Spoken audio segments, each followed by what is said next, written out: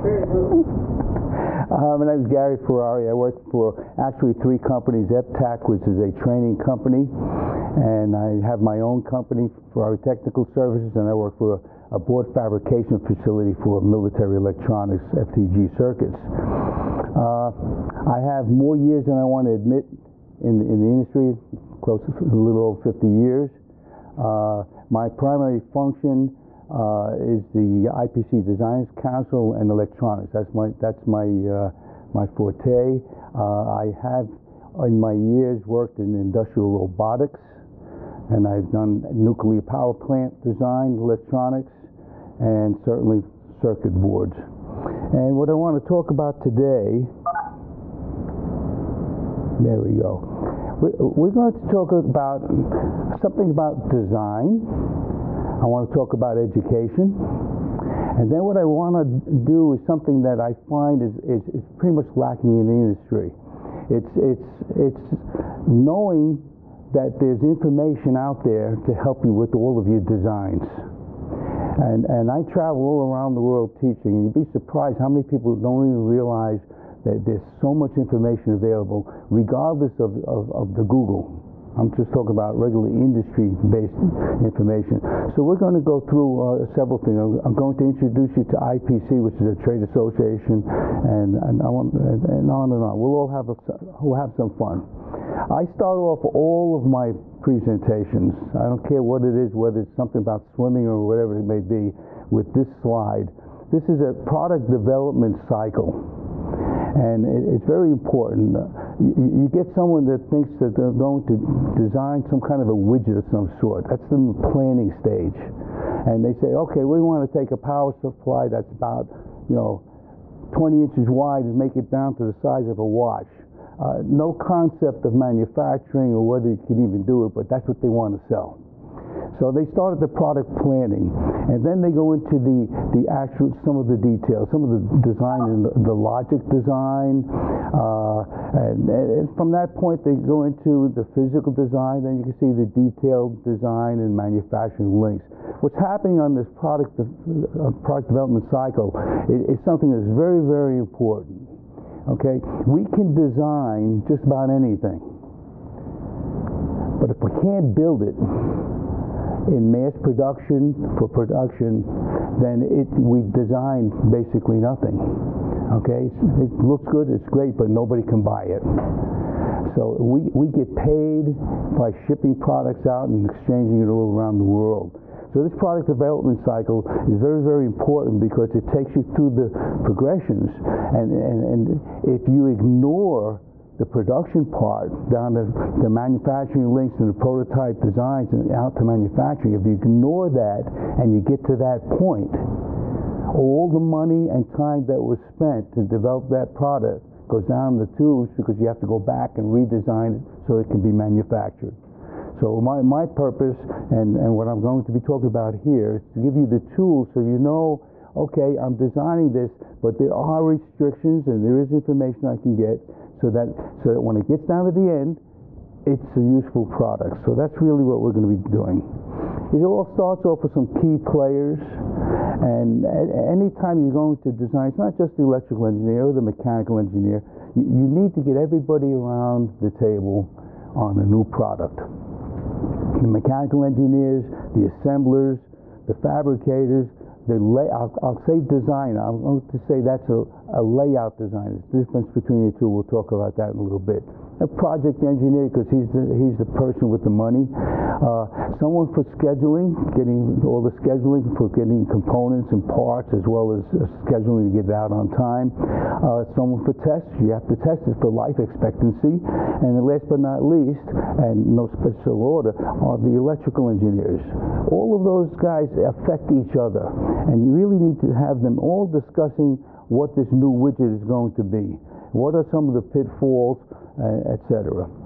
So I want to look at the electrical engineer. We have a lot of electrical engineers in the group versus the PCB layout person. Okay, you design the product. I'd say I'm going to use the word a symbolic representation of functionality. okay? And then the layout designer, he's the person that actually takes the schematic or logic diagram, the functionality symbology, and moves it over to the physical world. Once he moves it over to the physical world, you go out and you get a prototype, something that you could play with and start to tweak it in. So it's really like a team, okay? So the electrical engineer does the design functionality utilizing the logic symbols. He debugs the prototypes and carries it up to just about production. The layout design converts those symbols to the industry, the physical world, excuse me. Okay, so let's look at the focus of the layout designer. I just want to make you aware of some things. The layout designer, number one, is a non-degreed person. He should be degreed.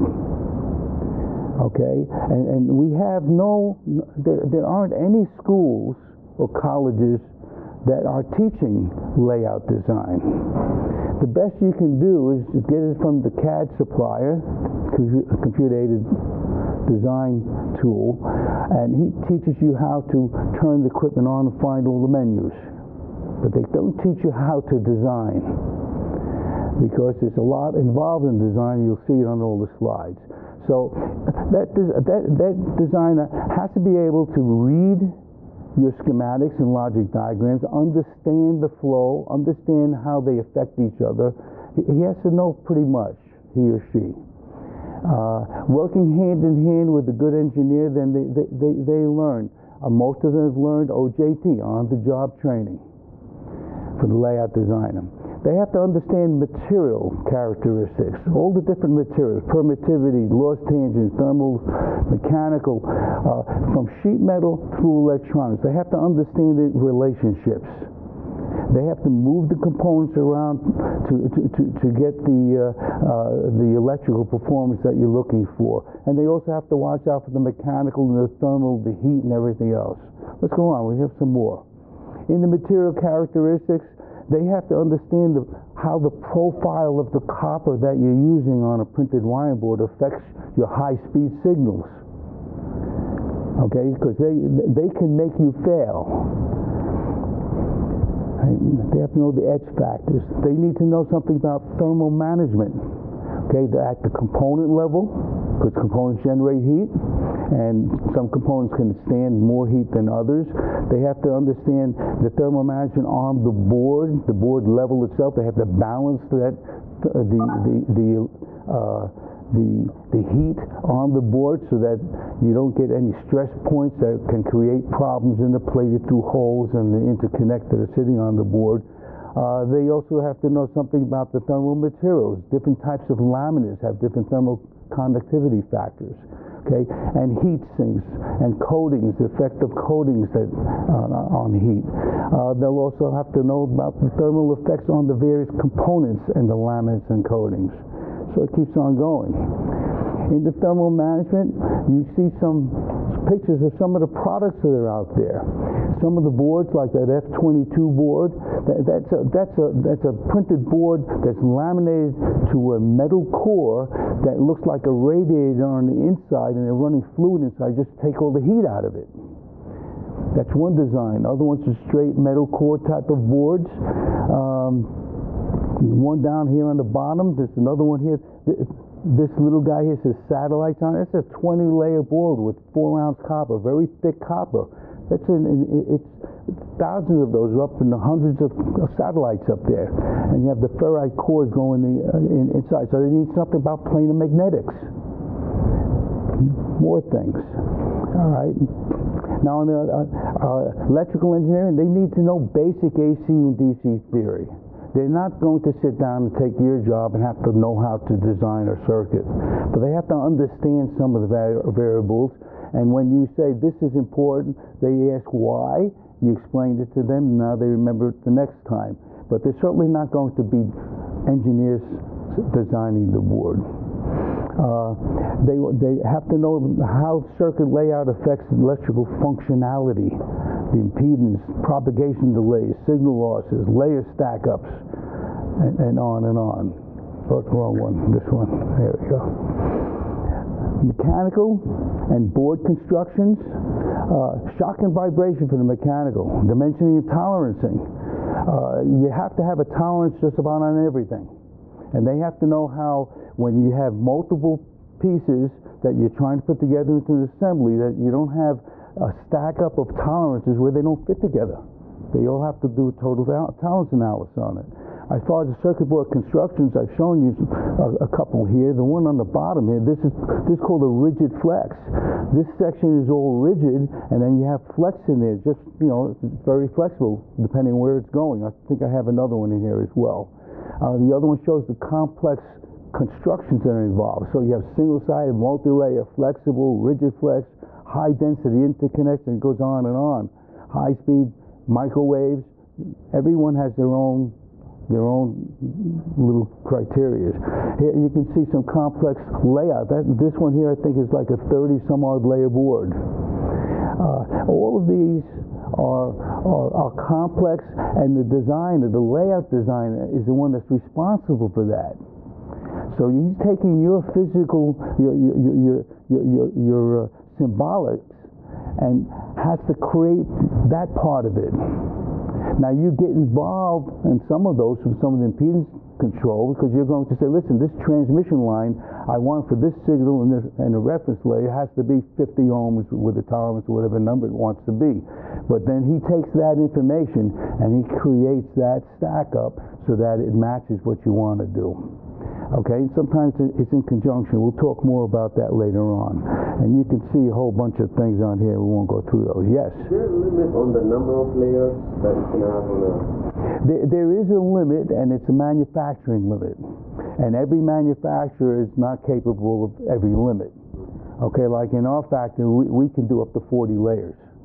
Okay, typically speaking, most of the boards are down anywhere from 8 to the low 20s as a typical type of board. But once you get into these extra layers, it's just adding upon adding upon adding upon. You know, once you solve the high layer count boards, you just keep on going. Not to say that you're not adding a little bit more risk involved and a little bit more precision in manufacturing, but that's basically what happens. You know, you just worry about as you move up. Here's a complex board construction.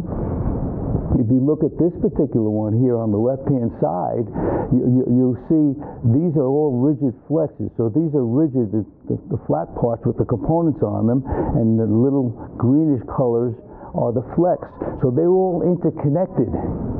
They're all interconnected into one assembly, and that's a complex rigid flex.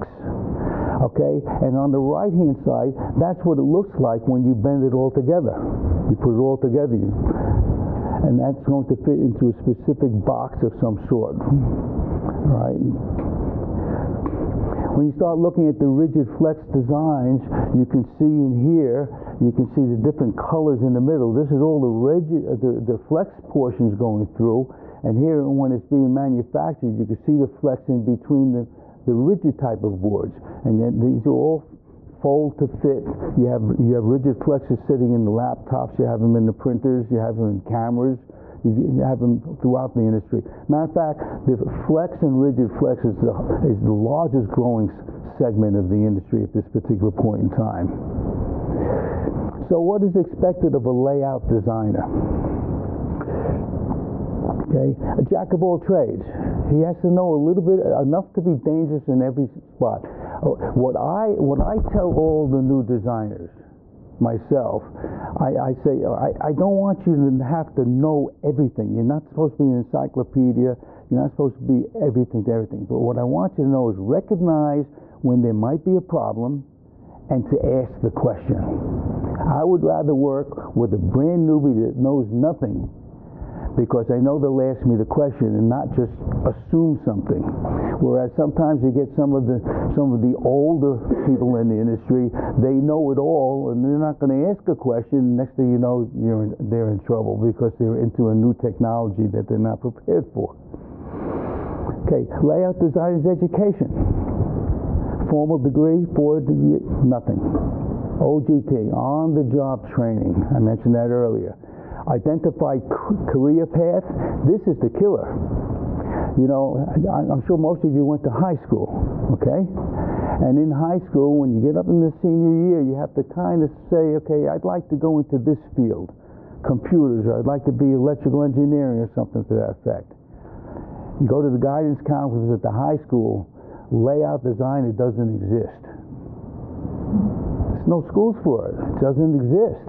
And to be honest with you, from an engineering standpoint, the engineer is responsible for the functionality of that product.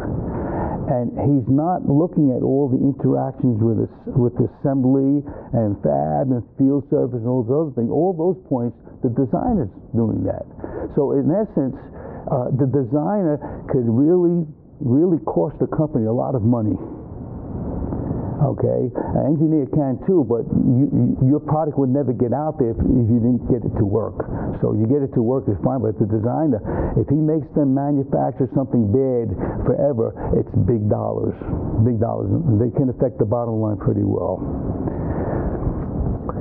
Now this is another one. This will hit home for a lot of you. There's a designer shortage. You know what's happening? The average age over the last 10 years of a layout designer has been going up. Right now they're in the late 50s.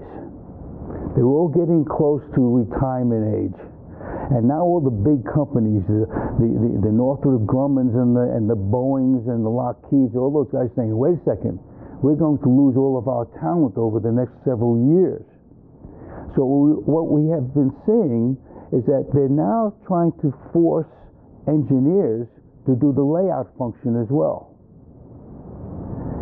Okay, now there are some engineers that are very detail oriented and they like the puzzle. Okay, and then there are other engineers who just prefer just do the engineering function, let the designer do what he wants to do. So you may be faced with that situation when you get out into the field. You may be saying, listen, you're going to have to do your own layout. And then you're going to have to know all of these things and take whatever training you have to do.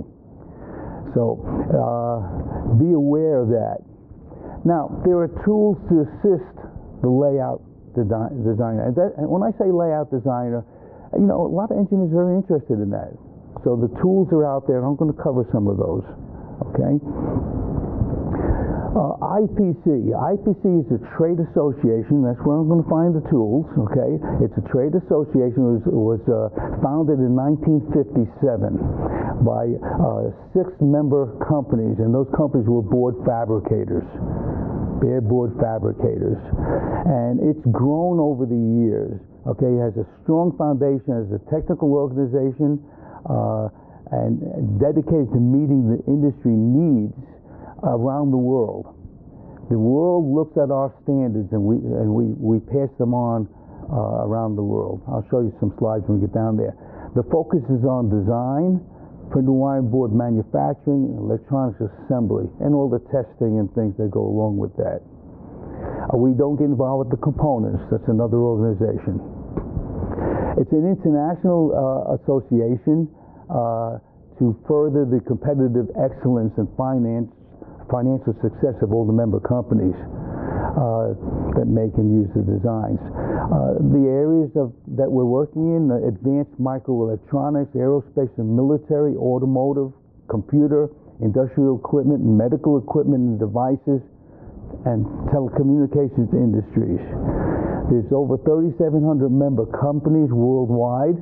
Most of them are in North America. Okay, and out of those companies, there's about printed circuit board manufacturers about 9%, EMS, which are the assemblers, about 26%, suppliers of materials and processes and components, around 24% involved, and OEMs like the Boeings and the Lockheeds and those guys, about 33%, and government, educational, and non-for-profit organizations, only about 8%. That are in there. And when I say they're in there, they're not just members. They're actually working in conjunction, trying to solve problems and doing testing and things like that. We have around 62% of those members are in North America. Asia around 22%. 14% in Europe, and the rest of the world about 2%. I'd like to tell you something that I founded 25 years ago. It's called the IPC Designers Council. Now, IPC is a society of member companies, not individuals, only the companies. And it's all volunteers. You'll see that on the slide.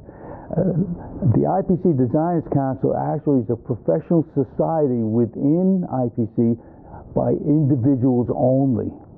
And a lot of designers, we have a lot of electrical engineers, mechanical engineers have been there, some manufacturing engineers have joined, fabricators, assemblers, anyone interested in design for printed circuit boards in the IPC Designers Council.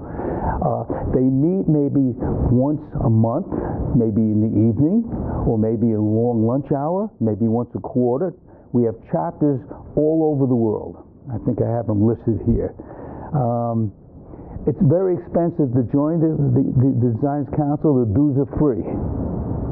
So I encourage the class earlier in the week, and I encourage any of you we have a very active local chapter. Nick in the back, Messiah can tell you about it. He's on their board. And what do? They meet. They have guest speakers, technical people coming in. They have technical tours through factories and supply houses, and they have forums where they can exchange ideas. It's a very good learning opportunity. And like I say, the price is right.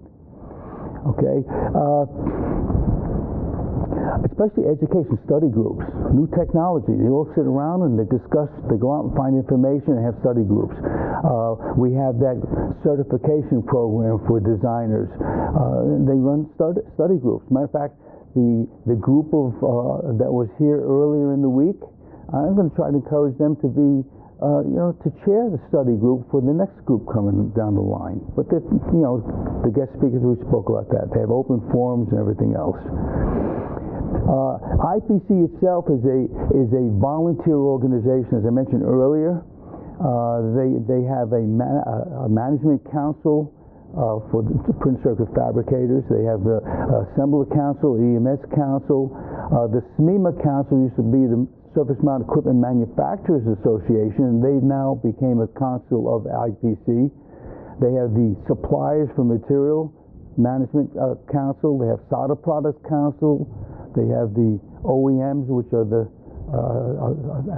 for Critical Component Council, Technical Activities Group, which is responsible for strictly the running of the technical portion of the IPC, and I'm a member of that. I've been a member for many years. And the IPC's Designers Council. They have standards training programs. They have CDs and videos and everything.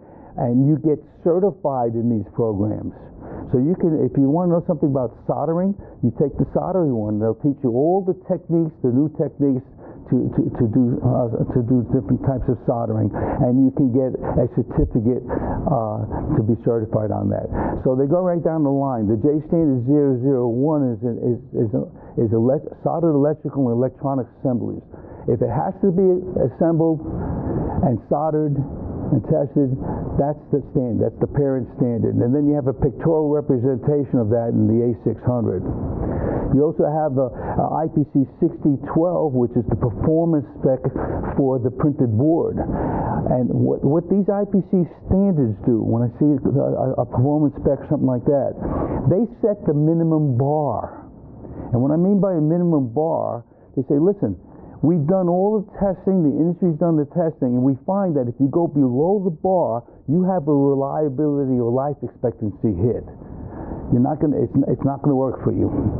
You need to stay above the bar. So most of these standards are setting that bar. And as the industry gets better and better and better moving forward, then and only then are they able to lower the bar a little bit more, give you a little more space.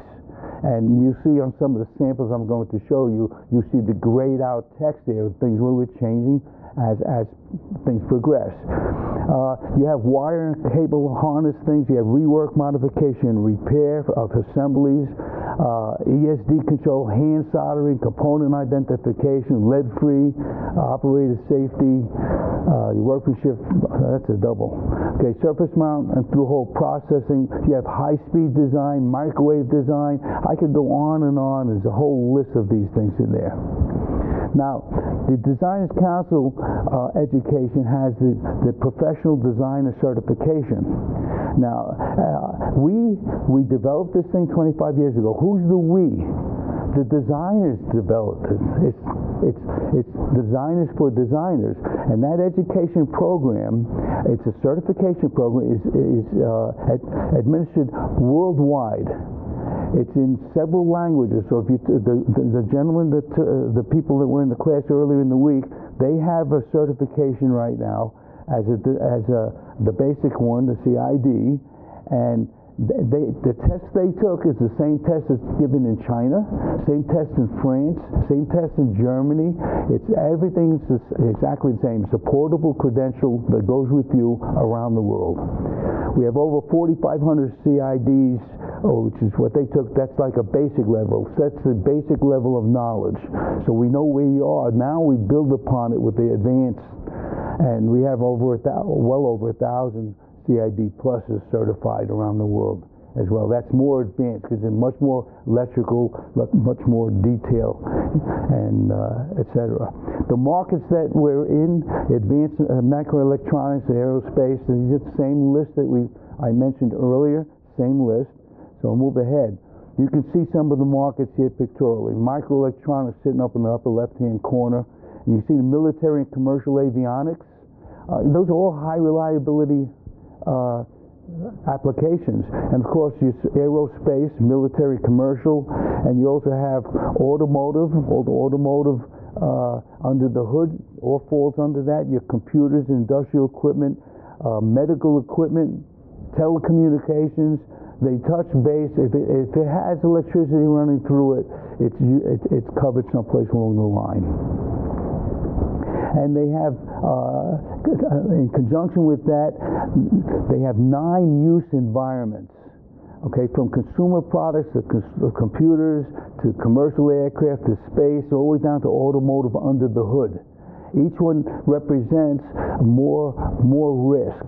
Operating temperatures swing widely. Maybe it's going on and off a lot, and maybe it needs, like some of the medical equipment, it can't fail. No failures allowed. You know, kidney dialysis machines, pacemakers, and things like that. So they have a lot of testing data, a lot of data available to help the engineer decide exactly where does my product fit in, and what is the life expectancy? How many times is it supposed to go on and off?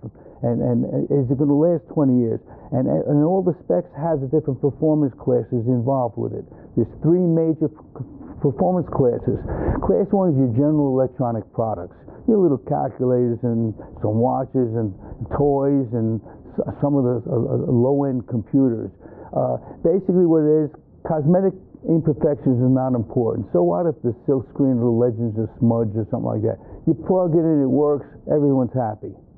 Okay? Function is the major requirement. When I get into the dedicated electronics, which is class 2, I'm now getting into something that, listen, high performance and extended life is required. The laptop, extended life is required.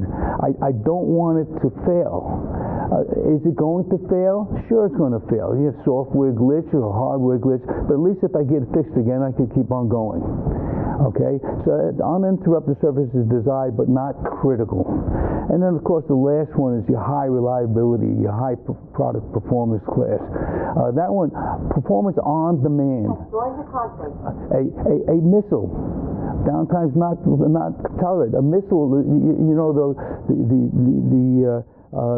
the Patriot missile defense system that we had over in Israel when the Scud missiles were coming into Israel. They only had 15 15, 20 seconds to intercept the thing, and it can't fail. Astronauts up in space, the suit can't fail. Pacemakers, those type of things. That's a class 3. So now, when I have all these 3 classes, all the documents have all 3 classes. That way, you pay in time and testing and money for what your need is. There's no sense coming back and asking for a Ferrari and paying for a Volkswagen. That's not going to happen. It goes the other way around. Okay, so it's pretty well set up. Okay, then I have a producibility levels in the design standards that helps the designer make a decision. Sometimes you say, well, how small a line can I make? Or how small a hole can I make? Well, it depends on the producibility level. We have tables and charts, and it says A is the easiest one. Everything's nice and easy. Nice big conductors, big holes, and everything else like that. Okay? B is a little bit tighter, a little more sophisticated in the tooling to get the tightness. And C is extremely tight. And that's very high dollars. So, you tell designers, don't design in the C, design in the A or the B. And if you're really in trouble, then you could go to the C. But if you're designing something that's even tighter than the C, you might have to bring your firstborn or someone to pay for the thing, because maybe you can't even find anybody to pay to build it at that level. And I'm just going to show you a standards tree, and I'll go through it. IPC has 225 different standards out there. It covers just about everything. Okay, and a lot of it is in the silicon world as well, because the silicon world's not standardizing on certain things. Okay, and the hierarchy, I'll just give you a quick hierarchy. We have hierarchy for design, performance, component mounting, attachment, materials, workmanship, and quality assessment. And in design, you can see all the standards. These are design standards for rigid, flex, PC cards, and on, keeps on going. And performance, I design it to the design standard. The people that are going to build the boards work to the performance standard, because that tells you the quality. That tells you the level of anomalies that might be there. Maybe you got a little pinhole in the plating in the hole. How many of those pinholes are allowed? Class 3, none. Class 2, I'll let you have 3. That's it. So it gives you all the workmanship standards that are required of the fabricator to build a board to meet what your design requirement was. Okay, then you have the assembly requirements for all the different types, arrays and wire bonding and flip chip and through holes and those type of things. Same type of setup. Okay, that gives you something on component mounting. And then all of the soldering standards. Solderability testing, solder flux and pasting, etc. And then the materials. Boy, they have tons of materials. Rigid materials, high-speed materials, flex materials, coated materials, copper foils. I could go on and on. I just given you a snapshot. And then the workmanship standards, pictorial. You sent it out, it came back. You could look at these standards like the 600 or the 610, and they give you a pictorial reference. And by the way, what happens if they make a mistake? Can I salvage a very expensive board? Sure, they have a rework and repair modification standard. Okay. In addition, they have. Let's say I built my boards, but I have a new requirement to put into it. What am I going to do? Throw it away and start a new one? I could maybe make some cuts and jumpers and do that. And they show you how to do that modification so that it still meets all the end product. And of course, all the quality assurance standards that are involved in that. All the test methods and the statistical process control standards. Now, what I'd like to give you for the rest here, we've got a little bit of time left here. I want to give you some snapshots of the type of information that's in the standards. And once you see the snapshots, it should come into your mind and say, well, gee whiz, there's a lot of stuff in there. So I'm just going to give you some quickie snapshots, okay? This one happens to be on dimensioning and tolerancing, 2615, and the world uses it. They tell you how to set up datum so that, and why do I do this dimension and tolerancing? So that I have interchangeability of different parts, okay? And they talk about how you create the datums, or the datum is where everything is measured from, and when you're doing your analyses. And they use the symbologies that are in the whole industry for, you'll see on the drawings themselves. I don't know if I've shown a drawing here at all, but you see the different symbologies in there for heat sinks, for concentric boards, round boards, rectangular boards, etc., into a feature control frame. So they're standardizing the method of communicating between us. Just like you have the IEEE with your electronic symbols, we have the same thing here with all of the mechanical. And this didn't come from IPC. This came from the mechanical group, the ASME group. They set up all the mechanical symbology and the methodology for doing this. And what we did was create that 2615 to focus on what symbols and how do I use it for printed wiring boards and electronics, as opposed to just big castings and gear trains and things like that. Okay, so you can see how complex it gets. And your designer has to know all this stuff. Okay, then I get into the design standard. I've only shown just a few design standards. These are the rigid board standards. And we have new technology. See the gray on the slide? Those are the things that change. We've redefined this, what we call a micro via. That's a via that's, it's an interconnect between two layers that's less than 6 thousandths in diameter. Less than 6 thousandths in diameter. And we have all of the workmanship standards around that, and we've had to change it because technology was moving forward, so we've made a major change in the dimensioning of that particular one. And then in the material selection, we give all the things that are required for material selection and the guidance in each one of those, from thermal stability, electrical properties, flexural, moisture absorbency, conductive anodic filament, halogen-free. It goes on and on. These are all the different things that are required while you're trying to create this new product. Okay, I'll keep going down. We have lots of tables and charts. This shows the composition of the different materials. In this case here, we're giving a range of the dielectric constants, or the permittivity of the various materials. And the specifications are specification with slash sheets, so that, you could have, you've seen printed wiring boards that all look green. Okay, yeah, sure, a lot of them all look green. But each one has a different characteristic, maybe for performance, electrical or mechanical, or whatever the case may be. And we have these material specs that with slash sheets, so that they granularize, so that you don't have just one large number that can cover so many sheets. You come down and you select the one that works in your application. Okay. Dielectric properties of some common materials, some electric strength, moisture absorbency, thermal expansion in the X, Y, and Z, and flexural modulus, tensile strength.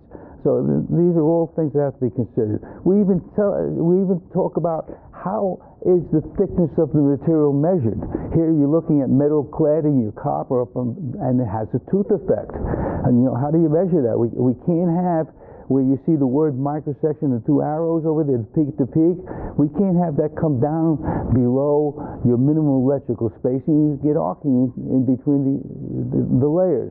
So they just say, this is how you measure those things. And in the high-speed documents, we even talk about the profile of the effect on the electrical characteristics. So the designer should be aware that the profile roughness of the copper determines the minimum dielectric clearance. We also talk about it for the high speed. We'll go down to the next one. Just the sizes of the land. You have a component lead that goes into a hole. It's a plated through hole. It means it has copper in the hole to give you conductivity between layers of the board to other circuitries. All right. Well, the size of the ring around the top makes a big difference. What's manufactured, what's not. Suppose the drill misses the center of that copper, it goes off the edge. And I'm not sure if I showed you a hole in it. But this calculation, and they walk you through the whole calculation. On this particular slide, we're showing the CTE, coefficient of thermal expansion, of different types of materials. And if you kind of look at this for a second, we're comparing this to a leadless ceramic chip carrier. And that's a component. It's a large component. It's made out of ceramic. Ceramic has a very, very low coefficient of thermal expansion. Okay, and if you look at down here on the E-glass epoxy, okay, this is the epoxy board laminate, and you have several flavors here. That needs 13 to 15 in parts per million per degree C, and the leadless ceramic chip carrier is 5.5 to 7.5. That means the laminate is going to expand more than twice, almost 3 times the amount that the ceramic is. Someone's going to win the battle. The ceramic's going to crack. So the design's going to look at its material availabilities, plus electricals and everything else with it, and he needs to find something, as an example, he needs to find something that has a CTE within that range of the ceramic. You come all the way down to the epoxy woven aramid or BT aramids and some of those guys down there. He says, okay, those are my materials. I can't use the normal materials up top. But those are all of the things that a designer is responsible for selecting. And then this nice big table here that talks about the different selection guide for different materials. And I usually go over here. For instance, I'll pick this one in the middle here, which is a 10,000 thick material, 0.25 millimeters thick. And I have 3 suppliers make them all differently, but still 10,000s. But when I look over to the right, some of the electrical characteristics that are involved there, I could either make or break a design by selecting one or the other one. So we teach designers, how do you get around that thing? What do I need to specify in the drawing so I get what I expect to get? Okay? And then we talk about all the plating finishes on the outside. Any plating finish. We're talking about either electrodeposit or immersion type of finishes. We talk about gold, we talk about nickel, we talk about palladium, silver, tin. These are all different types of surface finishes that we're using on our board products. Okay, that we're using on the board products. We've got tons of those things, and I won't go into all the details because I'm not trying to make you designers. What I'm trying to make you aware of is what's available. Okay, here you can see things like ENIPIG. What the heck is ENIPIG? It's electroless nickel, electroless palladium, immersion gold finish. And what's the difference between that one and like an ENIG? Well, the difference is a lot of you use a gold finish called ENIG with nickel in it. The main difference is one is maybe wire bondable with only gold, and this one's wire bondable with gold and aluminum. Okay, so there's different trade-offs. Again, it depends on your specific need. Even new ones like this DIG thing down here, DIG, direct immersion gold onto copper. You know, and there's a lot of data on that says that that's pretty good. That allows you to solder directly to the copper without having to have these other finishes on the board. That standard also gives you something about the copper plating for the surface and the hole. What is the minute? And here's where I'm talking about the reliability. You know, whether it's in a hole, whether it's just coverage, and the 3 columns are your class 1, class 2, class 3. Just got cut off the top of the slide. Okay, and that tells me what thickness do I need to meet a class 1, a class 2, and the class 3, and maybe I need thicker on the class 3. You'll notice that if you look, just look at the top line here. Okay, here it's 25 microns for copper on class 3, but I only need like 20 on a class 1 or a 2. So they give you that guidance, and as long as you see, if you know all these things exist someplace, now you know you go look, try to find out where to find it. okay? And the annular ring that goes around that hole we talked about. This is a typical plated through hole, have connectivity through the plating from the top layer to the bottom layer. And what's critical is that ring of copper. This little ring of copper is minimum annular ring. Okay, Class 3 product, I have to have at least 2,000 minimum, otherwise it's a reject. But Class 2, the hole could go out past the edge by 90 degrees. And then 180 degrees for a Class 1 product, real low reliability product. So the designer has to make sure he builds into this land the variation that you're going to get at the factory based on the class. So this is the type of information that they have. The same thing for the internal annular ring, slightly different calculation for an inner layer, something below the surface. Okay, and then they have, how much variation do they need in the factory? Well, again, level A, level B, level C. Okay, easy, a little harder, much harder on the right side with the level C. And what that is, the statisticians tell us that everything in every process, I can have a board process with 52 steps to make one, a multi-layer board. 52 to 60 steps. Each one of them has a tolerance of their own. So if I add up all the tolerances together, and if I take that number, I want to add it into my calculations, I'm out of business. It's bigger than the technology we're dealing with. Statisticians say, listen, everything is not going to go against you in the same direction at the same time. Okay? And they say it's a sum of the squares. You add up all the tolerances, do the square root, and you get a sum of the squares out of it. Just as an argument's sake. So the name of the game is to manufacture the largest panel size available. We also talk about the size of the panels. 18 by 24 standard. Some guys make larger panels.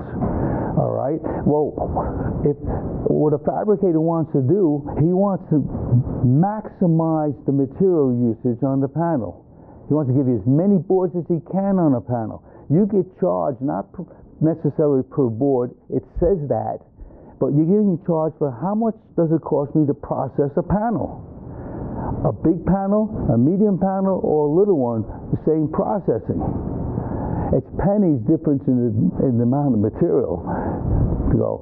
But if I can get more boards, for argument's sake, if I take the little watch board and put it in an 18 by 24 inch panel, and let's say the panel cost the process is $100. If I put that little watch board on it, how much does the watch board cost? $100. If I put two of them on, it's $50. Four of them, $25. Keeps going down the more I can place. And the whole purpose of this standard and what I'm saying here is that what prevents us from going up to the larger panels all the time? Maybe the designer just didn't give me enough annular ring. I get too much tolerance going out there, can't do it. So we try to talk about that. And they have tricks that they use for allowing it. A misregistration. If you look at the guy on the left, the perfect hole is in the middle of that copper. Okay. If you look at the one on the left, I missed the middle. I missed the middle. I came in at the juncture of where a conductor comes in. We have no way of seeing all of those junctures on the inner layers when it's all buried in there. We can't see that. We can only assume that if we find it on a little test coupon that it has to be more someplace. No good. So what they do, they'll put a fillet in here. They'll fill this in with copper, and they do that at the designer does at his end. He puts them on everything ahead of time. Or maybe he might put a double flash because that's what the software gives. Same effect. Or maybe it's a corner entry so that I still have all the solder roll and everything in there. All these are all the choices that are available for designers. This slide here in that particular standard is giving something about thermal reliefs. Okay, sometimes you need a direct connection to the copper, but if I'm soldering and I have a big copper area, a big plane in the board, it's sinking the heat, the soldering heat away from the solder joint, not allowing the solder to wick up around the lead. And it's not going to work. So we have a whole formulas and everything for that as well. Okay. And then we talk about the voltage spacings, tables on voltage spacings for different voltages. We talk about the spacing on assembly, because I have voltages on component leads and things like that, same thing. Okay? We also talk about clearance areas in the planes and where the images can move around, because again, we have to worry about shorts that don't belong there. Okay? This one I like to point out, especially to a group of engineers, because and I did it with the group up front earlier in the week. If you look on the left side, this is the weight of copper. That's the thickness of the copper based on ounces. All right, and we've changed everything to microns the rest of the world. But for the sake of conversation here, we hone in on something like that 1 ounce here. Here it's the light. 1 ounce here. It's generally, it's like 1.2 thousandths, okay, 0.0014, okay. That's what the thickness is. That's what the book says. That's what all your manuals say. All your resources say that. But in reality, that's not true. It's all hogwash. Okay? When the boards, the laminate panels come in with copper clad, I have to clean those. I scrub them. I'm allowed a certain amount of copper to come off. Okay? And then I resist on it. Then when I process something else, I'm allowed to scrub a little bit more. And besides, the laminator is allowed to come in at 10% less than what the spec says. So in reality, if I added up all the numbers, this column at the end here is minimum final finish after processing. That's the number you place in all your engineering calculations, not the one on the left. Because if you use the one on the left, then you've already used up some of your safety margin, because you're not getting that anyway. It's not coming up that thick. And we explain all that in the design standards for both the internal and external layers. And we talk about all the different finishes. I talked about the ENIG and all those guys. Look at all these finishes up here. Yeah, you know, I've got a whole ENIPEG, ENIG, OSP, all these different types of surface finishes, where they're good for, when you can use them to help guide the designer in selecting the appropriate finish to meet the engineering requirements. And of course, all of those vias and holes that we put in, those interconnect holes, how do you protect those from contaminants that can actually eat through the copper over time out in the field? So all different methods, what's recommended, what's not recommended, and how to use those, all sitting in there. Now I'll go faster with the other ones going through. Now that you went through a basic part, this is standard on flex. It talks about the different types of flex that you have: standard, double-sided, 3 layers, and on. It talks about rigid flex stack-ups. It's called a stack-up, how you put those together, and it gives you all of the information. It talks about any special selective plating requirements that might be required. Certain different plating, different parts of that product. It'll talk about impedance and capacitance control in flex, impedance modeling software, dielectric constant, all that stuff for that particular for flex. Some of the rules for where you can allow the bend to go into flex when you're running the conductors through. Here's a picture shows you on the right more of a rigid flex, and if you look on the left, you see the bending. You can see the buckling sitting over here. Well, that means I have to do what they call a bookbinder. A bookbinder means that each one of those flex layers, even though I laid them out flat, one's a little shorter than the other, so when you flip it up there, you get a perfect arc. Because this here is causing a stress in there, and you could definitely have a problem out in the field when it gets out there. And we talk about the different types of copper that are used in flexes, beryllium and rolled and stuff. We talk about the vias and the through holes. We have lots of charts that give you some information about the different types of materials, whether with adhesive or non-adhesive, and it goes on and on. Just a sample. And we also talk about how do I keep, it's flexing up and down, how do I keep the copper from popping off? Okay, we use a cover coat to cover over it with specific openings. All this is guidance for the designer. Now, from an engineering standpoint, an engineer will never see this. You'll see the finest product, but you're not looking at the details of the layout that you need to do to make sure that the product will survive out in the regular environment. So, a whole bunch of pictures here. Okay. Then we get into the 6012. That's that performance spec for the board fabricator. Okay, for the board fabricator. He's the one that has to build it. And we give him how do you measure the annular rings, where you measure them. We give him the size of the lands that are required for each class, for the size of the rings, what he has to do, what reductions allowed, and defects. We talk about capping over in certain instances, but this is giving all of, I'm just going through very slowly on all the configurations and what is allowable, what's the allowable range that you could work in, and what is rejectable, what's not. Even a lot sampling plan. What's the sampling plan? You know, do you want me to check every single board, or do you want me to just check a sample? It's 25,000 boards. You want me to look at 25,000? You want me to just look at a sample? It depends on the product and the reliability. You know, everyone has their own preference, but it talks about after a coupon. This is like a coupon. What we do, let me tell you a coupon. You don't go in and you get something out of the catalog. That's not kind of coupon. It doesn't work. Okay, but what a coupon is, I have a very expensive board. It has a lot of layers involved, very tight technology, a lot of impedance control, like a test head board for the silicon wafers, and they're usually, you know, one per panel. Okay, and I'm not talking about pennies. That kind of board, with as sophisticated as it is, you know, $15,000, $20,000 a pop. That's a lot of money.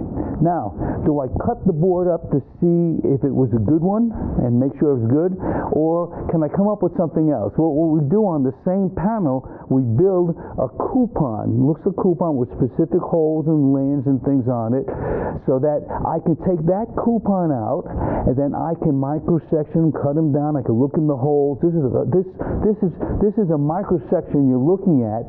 The holes are vertical. The vertical holes, if you look down, you see the holes, and we've cut the holes right down the middle. So we could look at the thickness of the coppers, and we could see if the laminate material is pulled away after thermally stressed. We take the coupon and we thermally stress it with the soldering profile and temperature profiles that you're going to see. And then we take it next and we embed it in an acrylic form or alongside one that was not stressed. And then we look, and all of a sudden we'll see some voids, like you see this number 2 over here with a little void, or maybe we'll see some of the resin pulling away from the barrel a little bit. Certain things are allowed, certain things are not. So this all gets done at the board fabricator before he ships the product. And the ones that are not allowed, then he can't ship the product. And we talk about some manufacturing realities here. All we wanted here was to fill this hole up with copper. Well, there's a void in the middle. How big a void can it be? So that's what that thing covers. It covers a whole bunch of things inside. Yes? How does the designer keep track of all these rules that you've been talking about? Are they using specialized software too? No. Well, yes and a no. Okay? All of these things, the designer has to be aware of all of these aspects that can happen. Okay? And he has to know, I better check the annular rings. I have to design for something. So the design standard tells him what he has to design to. Okay? And then the fabrication document will tell him what the numbers are. But the designer has available to him all of these standards. And then in the CAD tool, there's certain things he could plug into his table. Said, listen, I build a pad stack. This is the size I want because I know I put enough for an annular ring. And he builds in the CAD tool. Don't let me go less than 5,000 spacing, or don't, on and on and on and on. So he has an online or an active, what we call design rule check. as he's designing. But sometimes, you know, you want to move components over to make room for something else while you're designing. All of a sudden, the thing goes off the wall with all the errors. Of course, you're moving things in the area. So sometimes they shut them off. Shut it off so that they could work around it, and maybe they forget to put it back on. And then at the end of the job, they really have to go through a whole design rule check. Now, assume that they did or they didn't. When the files and all the data goes to the board fabricator to fabricate, he has a CAM station. It can't design, but it's designed to read the data in, and you can see the pictorial representation, and it'll come back and tell you where he violated all the rules for manufacturing.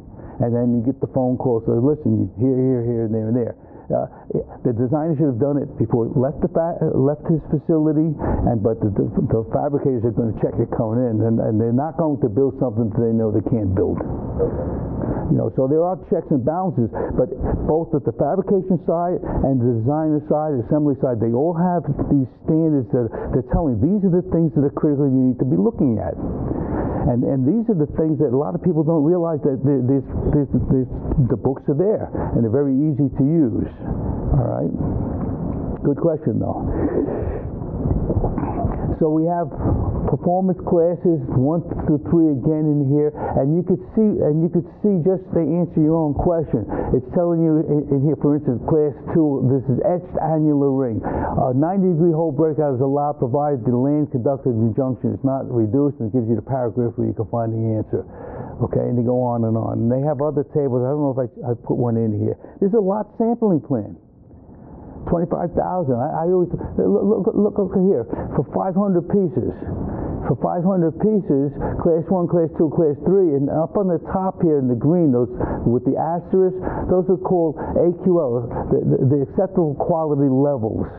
And basically what it says, to save you a lot of grief on there, and this is at the fabricator side, if it's something that is real critical, a critical feature or a critical number or a critical something or other, it's going to have a higher sampling size for that particular defect. And if it's something like a smudged silk screen, maybe you can look at once in every 25, 30 panels or something like that, instead of looking at several places on one particular board.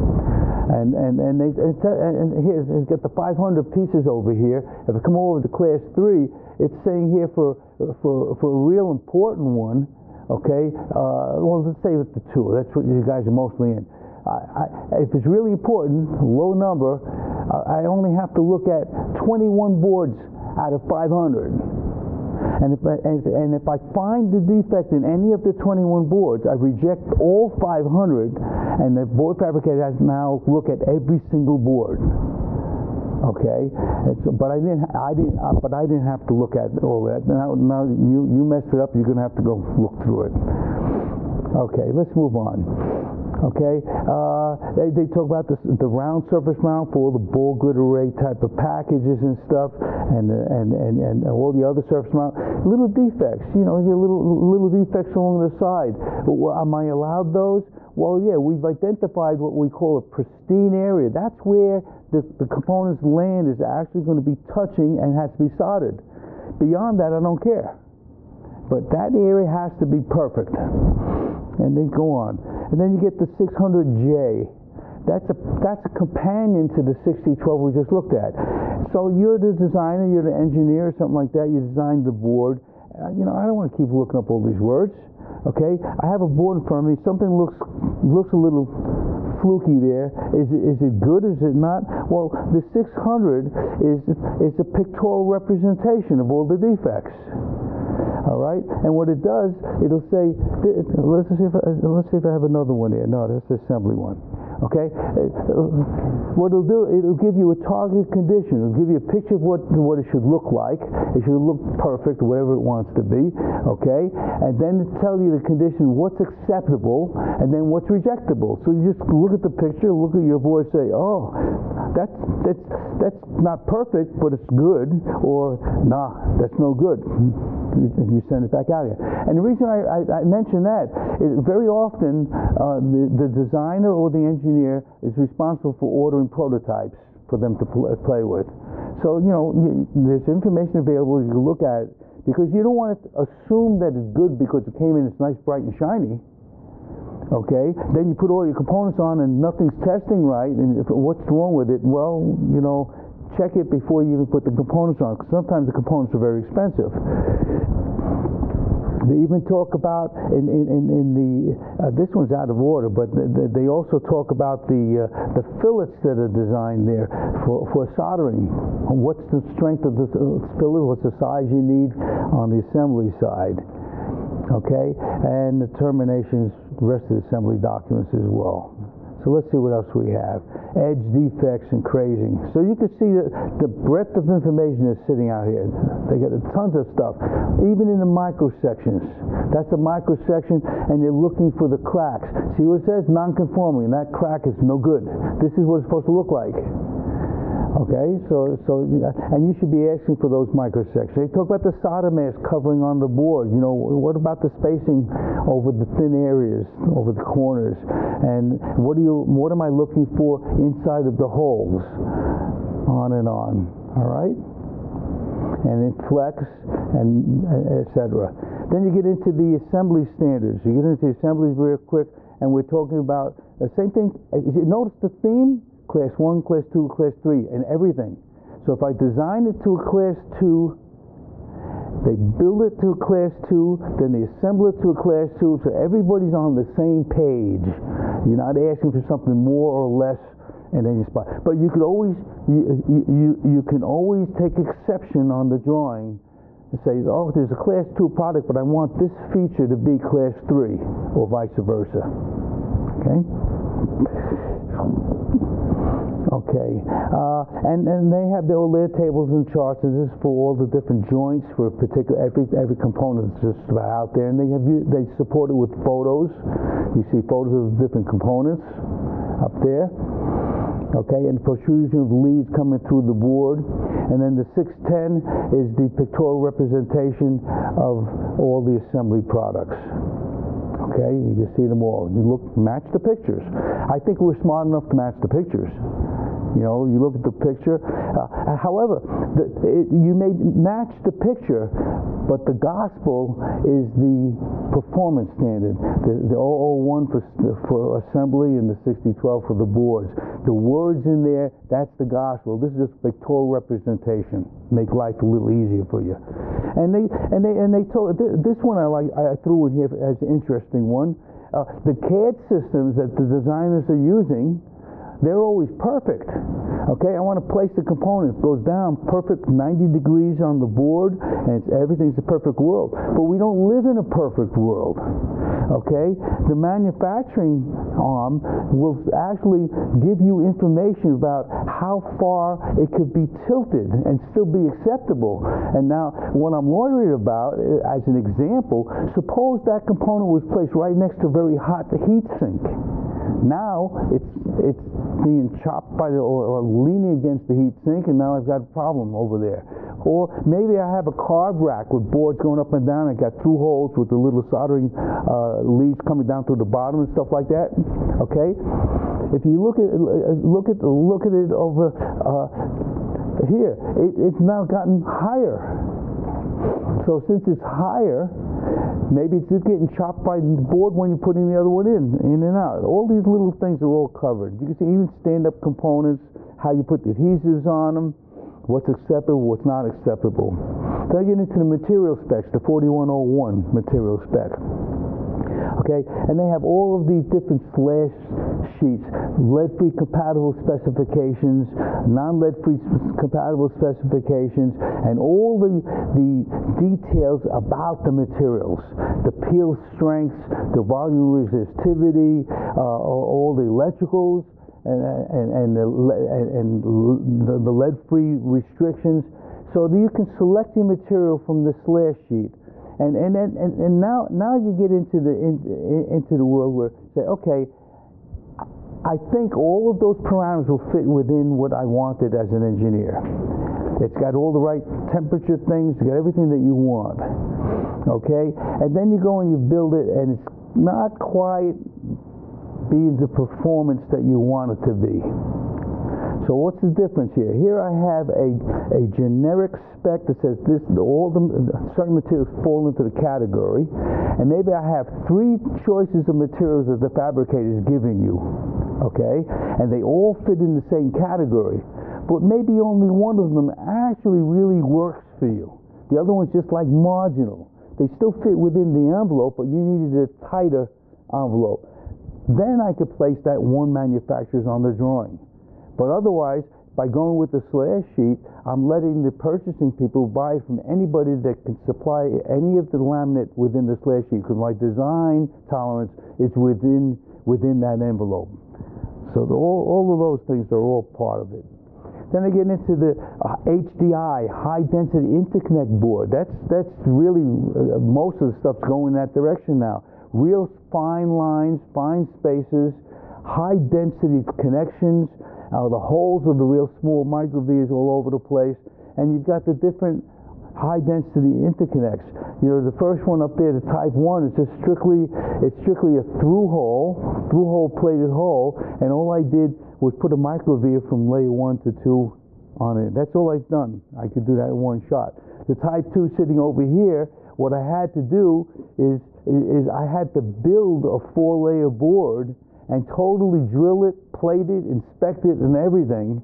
And then I added some, I'll call them the glue sheets, the B-stage or flexible sheets up here, and then copper foil top and bottom. Then I laminated under heat and pressure, and I create a construction, and then I drill a big through hole on the right, or I drill a little micro V to make the connection on top. That's a type 2. Most of the people are doing the type 3s. 3s are different kinds. You can see different configurations where I'm using real fine holes, the teeny little micro holes, and just stepping down to make a long connection. Okay, so, and maybe have two or more layers of micro V's above something that was built entirely. And then you go on to some other ones. Maybe you have a metal core in the middle there for thermal considerations, or maybe to keep the CTE down, okay? And maybe I'm using a conductive paste to get a high aspect ratio hole, so that configuration's in there. And maybe I'm just punching them into the laminate. So there's different configurations they talk about. And then we give all of, in this 2226, I chair that committee as well. I chair most of the design committees. And here's my level ABC, and here's all the different features we're talking about. The diameters of the holes, micro-via holes, the through holes, and all of the numbers that the designer has to use.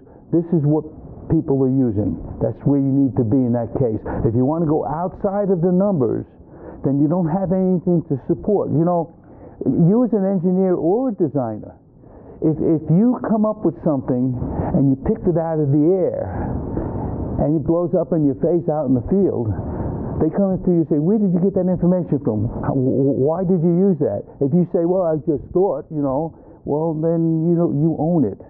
But if you made a decision and you use an industry standard as a guidance, then you say, this is what the industry said is acceptable for all the time. Maybe it just doesn't work for our product. And that's legitimate. But they can never blame you for using what the industry is saying is the norm. Okay? Okay. And it continues on and on. You can see it's a long table. This is probably the main table the designers will use for that particular spec. Then they have assembly, repair, and modification tools. How do I make repairs that have it still meet the end product performance spec? Or how do I make modifications? And I call this the monkification standard. Okay? They make it so simple to understand that a monkey could do it. So I call it monkification. But if you look at it, this is what you kind of you get. They show you illustrations. I think do I show another one here? And they actually walk you through every little step. Strip the end, tie it down, put it down, solder this thing, but making all of those repairs and modifications. And again, the rules that they're giving you or what they're giving you in here is so that it meets the same quality performance as if you didn't have to do that. So there's definite, like I say, standards for that one as well. And then for lead-free, this is a fairly new one. This is an IPC energetic standard, the 609A. It's for marking symbols for lead-free components. You know, the lead-free standards like the Ross Directive and those kind of guys, you have to label everything, all the elements that are within your product, from every component to the board, to the assembly, to the box, to the final product. All has to be labeled. And when it lands over in Europe, you better have all the documentation. If you don't, it gets shipped back after 28 days. Okay, so you have to label every single thing there. So this talks about all the labeling requirements. And they talk about the levels of the assemblies that are required, and they give you all of the standards of what needs to be, what's required, what's optional, what's any comments for labeling content. And I thought I had a picture here. Here's the codes that go on the label that tell you what elements are in there. You don't have to tell them what the percentage is. If you say that it meets the standard, you're saying it meets the percentages that the standard asks for, but you have to identify what elements are in the product. So those are the codes, and you'll find them on the components as well. If there's no room on the components of the board, then they allow you to put it on the box that they're shipped in. But you have to give a certificate of compliance to those things. It goes on and on. The tin, emergent silver, lead. And here you can see the code down on the bottom. I thought I'd change this to the color one, but I didn't. This is the code. It's telling you on that board exactly all of the material, the elements that are on that list that are in there. Okay? Okay, and then we're getting down to the end over here. Out of all of these standards, what do I really need on my desk? My room is not, my cubicle is not that big for all of these standards. I had to build my office. I made it bigger, made it 14 by 14 to carry all the standards that I have. And I had most of them on the computer besides. Sometimes it's faster to just grab the paper. What do I really need to design the board and get me going? Okay, so that's what I have here. Okay, there's a series of documents called the 26XX, and it's the documentation standards. It gives you what needs to be on your schematics, your assembly drawings, and fabrication drawings. What kind of notes need to be on there, and what am I supposed to be telling them? All right, and it's this fairly new series. It covers all paper, that we're shipping paper, some paper and some electronic data, and all total electronic data, no paper at all. Okay, and then the next one, the 2221, that's your rigid board design standard, and the 2222 is your sectional design standard. Those two are a pair. They're a pair. Okay, see, the European standards, they have what they call a generic standard. This is generic for all basically everything, and then the sectional is dedicated. So I'll have the 2221 for all types of boards, but the 2222 is for the rigid boards, 2223 is for the flex, this one's for HDI, you know, down the line. Okay, and then the performance standard that goes with it for manufacturing of the bare board, the 6011, 6012, another pairing going up there. Okay, that way now you could see just what they're allowing at manufacturing sites, so you could design around it. Okay, the next one after that is the pictorial representation of that guy. So you just look at the pictures, because sometimes the designer is ordering the boards, okay, the prototypes. Then I have the parent document for all the electronic assemblies. All right, and I have a couple of small ones in here. Solderability for component leads, solderability for the boards. They should match together. Okay, and you see the J standard, J instead of IPC. This just says J. We went, and the J standard 001 was the very first one that ever came. We went to ANSI, because in North America or the United States, ANSI is the standards body that we all work through, and on the international scene, ANSI is the one that gets the one vote. Every country gets one vote. So all the standards bodies submit through ANSI to get all the stuff out. We submit everything to ANSI to get adopted, all right? And they change it to French and English and release it. Okay, so we have the solderability, and the J standard says, okay, what happened was we were building boards and using our test methods to make sure that they were solderable. And the component manufacturers were building components using their standard to make sure the leads were solderable. But when we tried to take the component, put it into the board, they weren't working together. So they came. We now developed joint standard between us. Now we identified all the testing, everything, to make sure everything is solderable, components and leads. And then you had the pictorial representation for the assemblies. And then I like the rework and modification repair standards. Okay. And if you're dealing with surface mount, there's a standard 7351 for all the land pattern sizes for each component type. Okay, and the marking for the lead-free, if you're into lead-free. And I like the 326 document because it was written by contract assemblers, and what they wrote in this document, what do I need from you, or what you should what you should supply me before I can even quote on the job. What information? I need the test specs. I need this. I need all the models, all those type of things. Don't just come to me and say build this. I can't even quote on it. You got to give me a certain amount of information, then I could start. And that they wrote. It's been around for a little bit, but it still applies. Very good standard. It tells you just what you need. And the IPC T50 is terms and definitions. We have all the terms and definitions that are used in all of the standards and everything, so that people can understand it. It's like a dictionary of technical terms that are used on the standards. Some of the standards may have something that's unique vocabulary in there, and they'll put it right in the standard. But then we put them out into the main guy if it's used in a lot of other places as well. That's it. Any questions? You asked some questions during the line. That was good. Do you have any questions? Yes. With all those different tests, it's like optical inspection within the processing, within the testing. Is that a automated, like optical testing? Is that yes. The testing that's done. The testing is done. There's a lot of mechanical, like microsectioning. Okay, and we're using microscopes.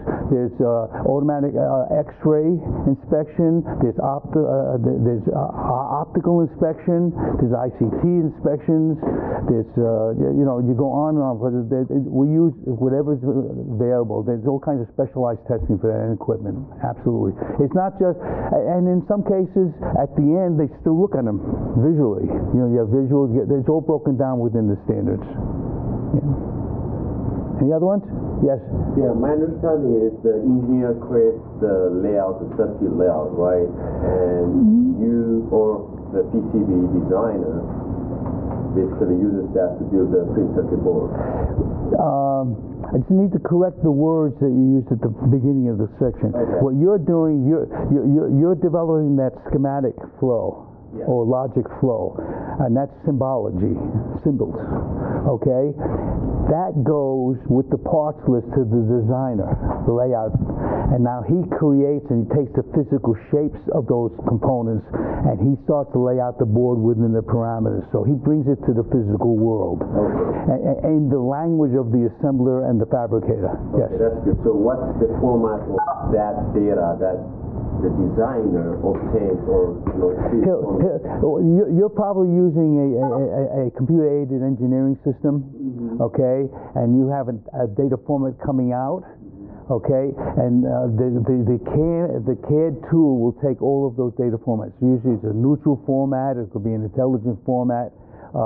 We use intelligent formats going down to the fabricator from the CAD system. We have like a 2581 format, neutral, covers everything, covers all the engineering data, test fixtures, everything coming across. Okay, yeah. But generally the tools that you're using, and I'll be honest with you, sometimes I can remember with the lunar excursion module, I used to get them on little pieces of paper. You just drew the schematics, say, here, this is what I want, and the components, and then he creates into the physical world. Any other ones? If you lay out something to say, the Class 3 standard, does that by definition mean it complies with Class 1 and Class 2? Absolutely. The Class 3 is the ultimate of everything. Okay, so if there's no defects in Class 3, the other ones pass. But if I do a 2 or a 1, it may not meet Class 3. Class 2 and 3 are very close. There's only some certain things that open it up, and very often we'll get into some Class 3 designs, like for the hole breakouts and stuff. And those Class 3 designs, we'll ask for a waiver for just the particular hole there for Class 2, and a lot of times we get it. There is some crossover. You can mix and match. And in your final product, you may have, like for instance, a mailing machine that has a lot of accounting boards and stuff in it, okay? Get the electronic mailing machine. Post office says, if you lose the funds that are in there, you're out of business. So we take that one board for the accounting board, and we make that a Class 3 board, so it's impossible to lose the funds, even if you have to cut it out, okay? And the rest of it could be a Class 2 product. So you can mix and match the classes, whatever makes sense. You okay? Yeah, another one. Yeah. Taking into consideration other industry standards, do you monitor that to update your standards? When you say other industry standards, the IEEE is dealing with the electrical design. We don't get involved with the electrical design. Let's say you listed a NEMA. A what? NEMA standard? Okay. You take a NEMA standard, okay, FR4 or something like that. NEMA hasn't been doing materials for printed wiring boards for 40 years. Okay, so they're out of it. The standards for materials or anything with this whole function that I gave you, these are the standards. You may find some European standards, Japanese standards, but they base it on ours, and they may make some changes of their own. Okay, but basically, we don't do the components, that's the EIA, and we don't get into the electrical engineering part of it, that's the IEEE for what you guys do, but when you bring it into the physical world, we cover it. Okay? All right, thank you.